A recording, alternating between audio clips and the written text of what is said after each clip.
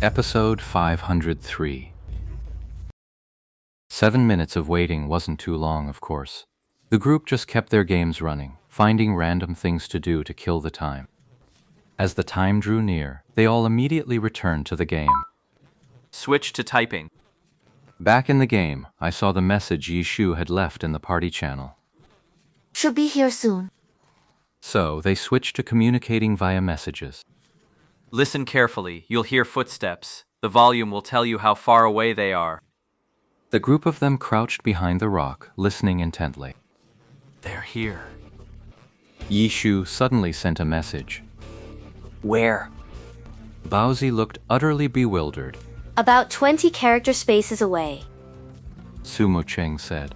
20 now. There were 22 just a moment ago.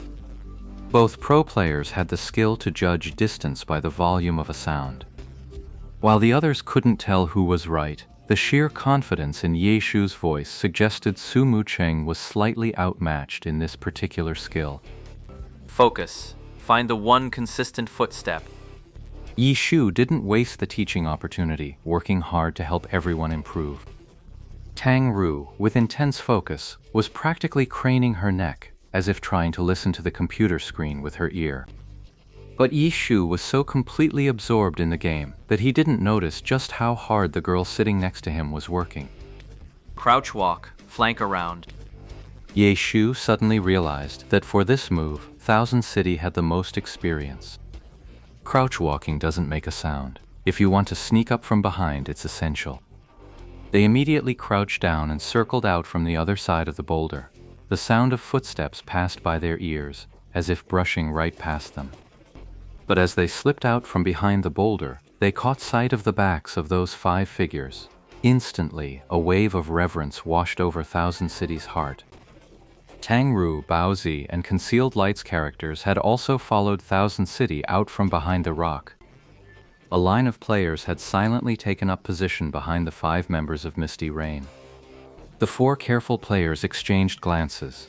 Without a direct order from Yishu, none of them dared to make the first move. Then, a cannon blast rang out. The first to strike wasn't Yishu, but Sumo Cheng's Wind Dancer. Those familiar with the situation knew that in most battles, it seemed to be Sumo Cheng's long-range launcher who initiated the fight. But pulling aggro on a monster means it charges right at you. Pulling aggro on a player, that's a different story. The blast came without warning, but the 5 members of Misty Rain were no rookies. They all dodged clear. Then, the moment they saw the name Windward Mist, their minds went blank with a buzz. Rue. They were on the verge of bursting into tears right then and there. They already knew what they were up against. All 5 of them lost any will to fight and turned to flee. But when they spun around, they saw 4 characters from the Happy Guild blocking their path. Their right side was now the clearest path. Without a word, all 5 of them bolted in that direction. But then, a figure flashed before their eyes, landing squarely in their path. Above its head hovered a terrifying ID, Lord Grimm. Their hands trembled, nearly dropping them to the ground like the 4 behind them. Faced with top-tier pro players, the 5 of them simply didn't dare to charge head-on. There were 4 more people behind them now, but to the 5 of them, those 2 on either side were far more terrifying. So, as one, they spun around again and bolted for the rear. But when they turned around this time, there were no longer just 4 people behind them. The summoner had already called out all his beasts, and the 4 of them stood together like a wall. Despair gripped the 5 of them, but their opponents had already launched their attack. There's really no need to go into the details of the fight. The 5 of them, who didn't even have 1% confidence, were defeated in the blink of an eye, and that, of course, triggered another roar in the Misty Rain Building's discussion group. What? Again? They ambushed us on the road. We didn't anticipate it. Seriously? Did you all leave your brains at home? Misty Rain Locked Tower was truly furious, and his rebuke was vicious. This Shichu is really too much. Why doesn't he go bother tyrannical ambition instead? Why is he always dead set on targeting our Misty Rain Pavilion? Misty Rain Locked Tower was thoroughly frustrated. Misty Rain Kang Kang wanted to say that Yechu probably wasn't targeting them specifically, It was just that Misty Rain Pavilion kept exposing openings, giving him the opportunities himself. But in the end, he didn't voice that thought, instead joining the guild leader in denouncing Yi Chu's despicable actions. What do we do now? Yeah, there's nothing we can do.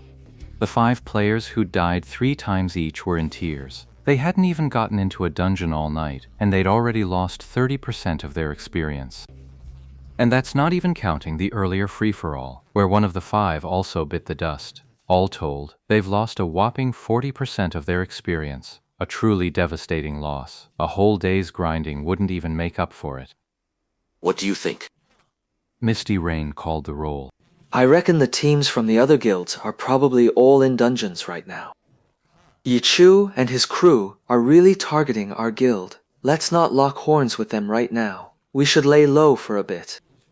Once the other guilds finish their dungeon runs, they'll find new targets. That's when we'll make our move. Misty Rain Kang quickly offered a suggestion. Looks like Misty Rain won't be coming for a while.